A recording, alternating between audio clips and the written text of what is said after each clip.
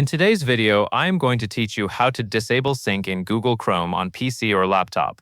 First, open Google Chrome on your computer. Now look toward the top right corner of the Chrome window. You are looking for the three-dot menu icon. After you click the three-dot menu, a drop-down menu will appear.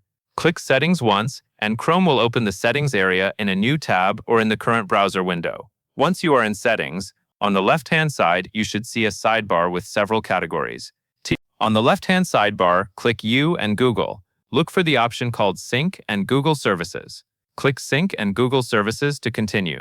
After you open Sync and Google Services, you will be taken to a page with settings connected to syncing and Google features in Chrome. Look for the section labeled Sync. Depending on your Chrome version, it may appear near the top of the page, especially if Sync is currently turned on for your browser. Next to the Sync section, look for the button or option that says Turn Off. When you click Turn Off, Chrome will stop syncing your browser data with your Google account on this PC or laptop.